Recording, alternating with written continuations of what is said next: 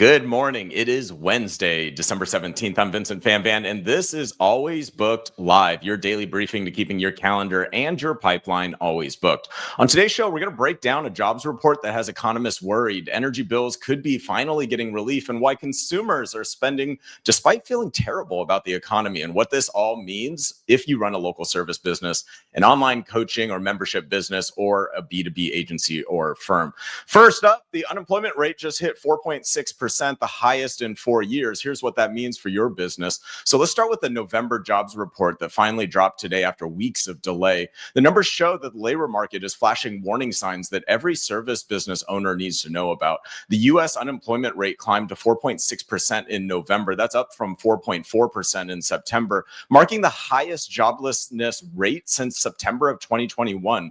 That's according to the New York Times. The economy just added 64,000 jobs last month in October, but October saw a loss of 105,000 positions. And that means that the U.S. has now lost jobs for 3 out of the past 6 months. The Bureau of Labor Statistics also reported that wage growth slowed to 3.5% year over year. This is the slowest pace since 2021. What's especially concerning for small businesses right now is the underemployment picture. That's according to the Wall Street Journal. The U6 rate, which includes people who are working part-time who want to work full-time, plus the discouraged workers who have stopped looking for jobs, has jumped to 8.7% in November. And that's the highest since August of 2021. Now, the federal government shed 168,000 positions in October and November, and that combined delay of resignations has really hit payroll now. Meanwhile, sectors like healthcare have added 46,000 jobs, construction added 28,000 jobs, leisure and hospitality lost 12,000 jobs, and transportation dropped 17,000 jobs. And so coming on today is Spencer Donaldson, CEO and founder of First Future and Captive Demand. Spencer, like when you take a look at yesterday's job report, like as a business owner, like what's the first thing that comes to mind for you? I hate to say this, but for me, I get a little excited just because I know I can hire better talent right now. And I don't love that people don't have jobs, but we can get out there and really figure out, who the best people are for the roles that we have. If you're a med spa, if you're any type of business, you should have job postings out. You should be hiring right now. Yeah, that was my number one takeaway right now as well. You know, it's a double-edged sword. Like obviously as business owners, like we want the economy to be booming. We want low unemployment rates, but that is the clear takeaway for any type of business owner is that the talent pool is out there right now. And if you go and you post for these jobs right now, you're going to get a higher caliber of candidates than you've been able to do in the past. And, the same talent level, if you've had attrition in your business and there's been roles that you haven't backfilled, now's the actual time to go post for those roles. Like, what have you seen in terms of like how you plan for your cash flow and cash spend right now with the overall market? I think, you definitely need to be holding on to cash, but if you want to hire right now, now's the time to put out those roles that you think that you might need and start fielding folks to come in and interview. So basically just a lot what you think you can spend, even if it's less than what the market can afford right now or what is the perceived market value for a position. Start thinking into next year, how am I going to allot my spend? How am I going to bring people in that are really talented to grow the business? And then, once you learn that they're great people, you can give them raises from then on out. But, we have people coming to us right now that are asking for jobs there and taking a 20-30% pay cut, and they're happy with it. I don't love that. I would never want to bring someone in that feels that undervalued. But there's a balance. And right now is the time to bring those people in. But you definitely want to be planning, have some cash in the bank because we don't know what the economy is going to do. The numbers are all over the place. Some say it's good, some say it's bad. So it's one of those times where you just got to be really on your toes.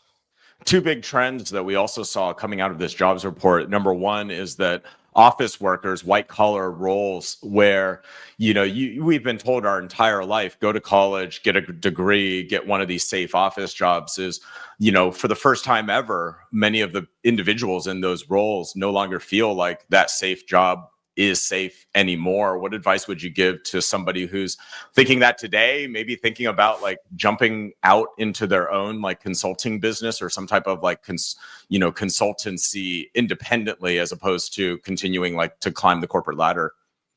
Personally, I wouldn't do it, but I've always generally been a business owner, but I wouldn't be taking a job right now just because of the uncertainty. I would say get out, consult, figure out what you can do. Most people will pay you on a consulting basis. It's less risk for them.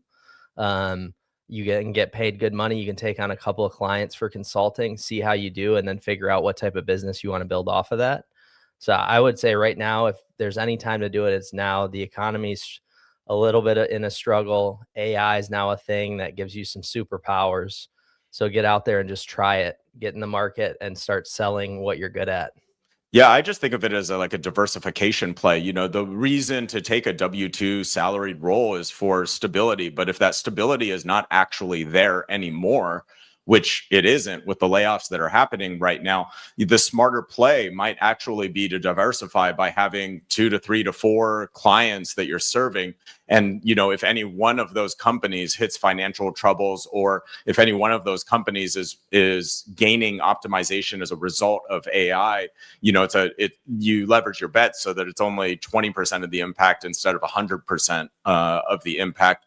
The other piece that we're seeing is that the fear of the layoffs is actually driving consumer sentiment to an all-time low. What advice would you have for service business owners who are really trying to take a look at like planning, the revenue that they anticipate will be coming in over the next quarter or two, and just like uncertain whether the consumer is going to show up?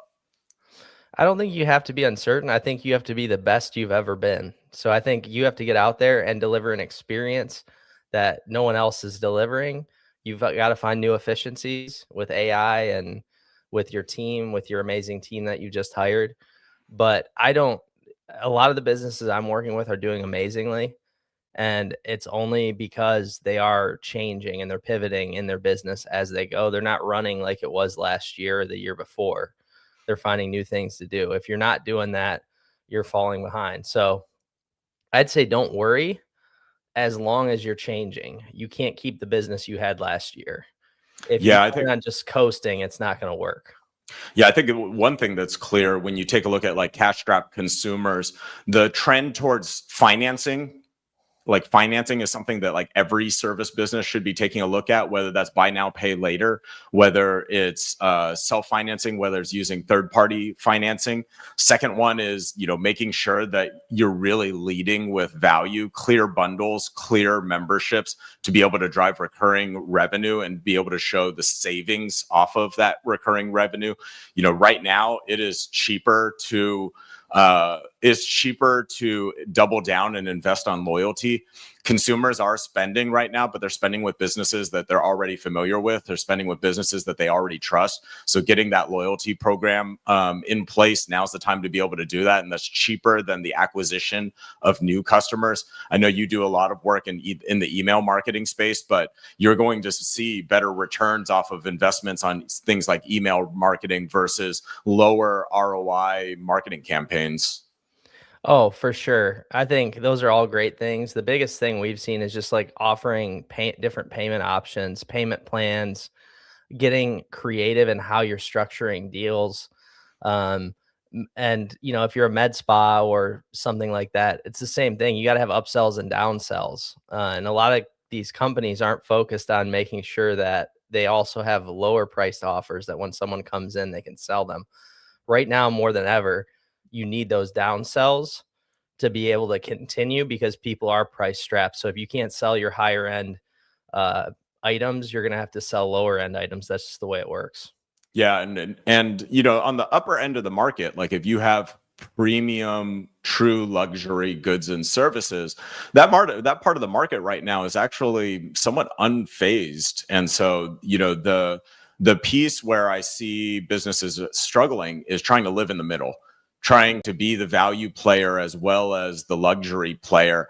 Right now is a moment where every single business just needs to take a look and get crystal clear on your messaging, on who you're serving. And the path in the middle is where businesses are struggling right now. But businesses that are clearly able to differentiate and showcase the value that they're providing, whether that's through a discounted bundle or whether that's through like a better price through a long-term membership, or the businesses that are really leaning fully into premium price point, premium services, are the ones that are doing well and are being unfazed by like the moment that the economy is currently in. Spencer Donaldson, CEO and founder of Captive Demand and First Future. Thanks so much for joining us. Thanks, we'll see you Vincent. tomorrow, Spencer. Take care. So for service business owners, you know, if you're a local service business, whether you run a med spa, a salon, a fitness studio, or a restaurant, this is your signal to get smarter about retention and scheduling. And so when unemployment rises, your existing clients might pull back on the frequency or they might even cancel. But it also means that talent becomes more available. And now's the time to upgrade your hiring, lock in the best team members that you possibly can, and make your booking system frictionless. If your clients can't book easily on a mobile device, or if they're getting email reminders instead of push notifications, you're losing out on rebookings. For online service businesses, coaches, course creators, membership platforms, rising unemployment means that people are looking for career transition and skill building, and you need to lean into that demand, but also recognize that discretionary spending really tightens. And so making your value proposition crystal clear, making sure that your onboarding and engagement are automated so you're not chasing leads manually. B2B firms, professional service firms, if you're seeing this first, clients are delaying projects, they're stretching payment terms out, they're asking for discounts, tightening your cash flow forecasting and getting aggressive about collections. And consider how a client portal that centralizes invoice, project updates, and communication can actually reduce your friction and improve your payment cycles. Still to come, Congress just moved forward with 2 bills that could cut on energy costs. But first, let's talk about what's happening in consumer spending. Consumer confidence is tanking, but holiday spending is up. Here's the disconnect and here's how to use it. Let's turn to a paradox that's defining this holiday season. Americans are feeling terrible about the economy, but they're still opening their wallets. Understanding why is critical to how you market and how you price your services right now. Despite consumer sentiment dropping to its lowest level in over a year, shoppers are still spending this 2025 holiday season. That's according to CNBC. A record 203 million people have shopped over the Thanksgiving weekend, and many are spending 3 to 5% more than last year. But here's the catch. The spending is bifurcated. High-income households, especially those on the East and West Coast, are driving a bulk of the holiday sales, buoyed by surging stock market that's increasing their wealth. Meanwhile, lower income families are pulling back. PwC initially forecasted that consumers would spend less this year, particularly among Gen Z shoppers, but the revised estimate actually went upward in late October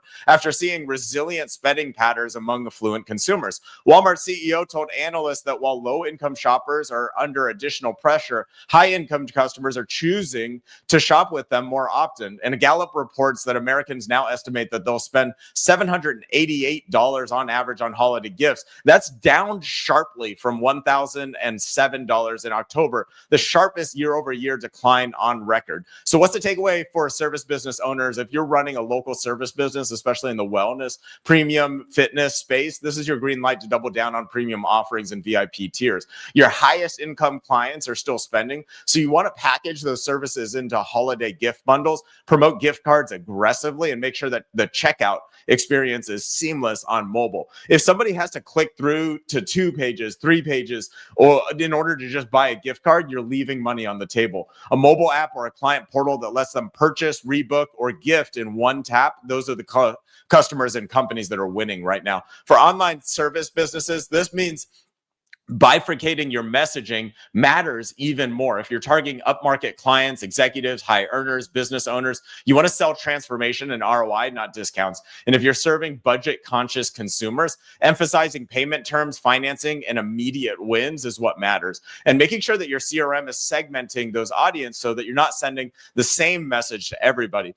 B2B and professional services recognize that your clients are facing the same split as well. Enterprise well-capital clients are still investing in their strategic projects. Smaller clients are scrutinizing every single line item. So you want to tailor your proposals accordingly and consider offering tiered services. So a client portal means that giving transparency to project progress and deliverables while building trust is really important, because people are taking a look at, is it worth it? And that doubt kills renewals. Today's show is brought to you by Viton One, the AI native platform that turns your CRM and tools that you already use into a custom branded mobile app and client portal. If your clients are bouncing between booking links, emails, and DMs, Viton One wraps that all into one place on the home screen of their phone so that they can book, rebook, and stay engaged without you chasing them. If you want to see how this works for local service businesses, online experts, and B2B firms, head to Viton.com, VYTEN.com, and request your free app strategy session today. All right, let's wrap with some good news for your energy bill. Congress just advanced 2 bills that could slash energy costs. Here's what's in them. And finally, a rare piece of good news out of Washington. 2 pro small business energy bills are moving forward that could provide a real relief from soaring electricity and gas costs. The SPEED Act and the Energy Choice Act have both advanced in Congress and are now heading to the full House for floor votes. That's according to the National Federation of Independent Businesses. Now, the SPEED Act standardizes permitting and expediting economic development, aims to clarify ambiguous provisions and speed up environmental review processes that have really slowed domestic energy production. And the Energy Choice Act would stop state and local governments from banning energy services based on energy type, which effectively is preventing a moratorium on natural gas hookups and other restrictions that have driven up costs for a small business. So in the NFIB's most recent problems and priority survey, small business owners ranked the cost of natural gas, propane, gasoline, and diesel as their 6th most pressing issue. And many owners have taken to extreme measures to adjust, including scaling back on operations or passing costs on to customers. With the energy demand at an all-time high and driven in part by AI data, domestic energy production is more critical than ever. So what's the takeaway for small business owners? If you operate a brick and mortar location, whether that's a salon, a gym, a restaurant, a clinic, a studio, energy costs are likely one of your top 3 fixed expenses. So the SPEED Act and Energy Choice Act won't cut your bills overnight. But if they're passed, they're going to stabilize and potentially lower costs over the next 12 to 18 months by increasing supply and reducing regulatory bottlenecks. In the meantime, though, you want to audit your energy usage, consider upgrading to energy efficient HVAC and lighting, take a look at your demand response programs that your utility might offer. For online service businesses, this doesn't directly hit you unless you're running in a co-working space or a home office with high energy use. But if you're a B2B service provider working manufacturers, working with logistics companies or individual clients, energy costs are squeezing their margins, and that's going to affect their ability to be able to spend with you. And so use the conversation to get smarter. Hey, we know your energy costs are up. Here's how our services reduce overhead somewhere else. And so for B2B service firms, especially, and if you're in the manufacturing, logistics, or facilities management space, these bills are a lifeline for you. So you want to track their progress. And if you have relationships with your congressional representatives, make sure that your voice is being heard. Lower energy costs means better margins, more predictable pricing, and the ability to invest in growth. And so including that technology like AI-powered client portals and mobile apps that streamline your operations and reduce your manual work. 4 stories to sum up our day today. Your electricity bill might be subsidizing big tech's AI ambitions, and senators want actions. 3 Democratic senators, Elizabeth Warren, Chris Van Hollen, and Richard Blumenthal, have launched an investigation into whether AI data centers are actually driving up residential energy costs. That's according to the New York Times. In letters that they sent to Google, Microsoft, Amazon, Meta, and others, the senators noted that these data centers consume now over 4% of the U.S.'s energy, and future is expected to hit 12% within the next 3 years. Utility companies are investing billions to upgrade the grid, and those costs are being passed on to consumers, especially in areas with heavy data center activity. Wholesale electricity rates have surged as much as 267% over the past 5 years for service businesses, especially those in states like Virginia that have high data center concentration. That means that your electricity bill could raise 25% by 2030. So now is the time to lock in those energy efficient upgrades and explore solar and battery storage if you own your actual facility. Small businesses are pushing back in a new heat regulation that could cost thousands. The National Federation of Independent Businesses is urging Congress Congress to block proposed regulations that would require that businesses take specific actions when indoor temperatures hit 80 degrees Fahrenheit. So this rule, which critics say is vague and burdensome, could actually force small businesses, especially restaurants, gyms, and warehouses, manufacturing facilities, to invest in really costly HVAC upgrades or face penalties. So for service businesses operating in warm climates or in heat generating equipment, this could mean significant capital expenditures at a time when your cash flow is already tight. And so if you're in a high heat environment, you want to start budgeting now and consider lobbying your local representatives if this affects your operations. Global business activity is slowing as tariffs bite. Here's what it means for your pipeline. U.S. business activity growth has slowed to a 6-month low in October, with purchasing manager index dropping to 53.0. That's according to the Wall Street Journal. These tariffs and global economy uncertainty are weighing on expansion, especially in manufacturing and global business sectors. For B2B service firms, this means that your clients are likely delaying projects and tightening budgets. So you need to shift your sales strategy to emphasize cost savings, efficiency, and ROI. For local and online service businesses, this indirect effect will slow hiring and less discretionary spending from your clients. So you want to focus on retention and upsells, making your services feel essential rather than optional. This has been Always Booked Live. Thanks very much for joining us today. I'm Vincent Fanvan. We'll be back tomorrow with all the news and ideas that keep your calendar and your client relationships always booked. If you want to see how a Vyton mobile app or client portal could look like for your business, head over to Vyton.com, Vyten.com. Thanks for listening.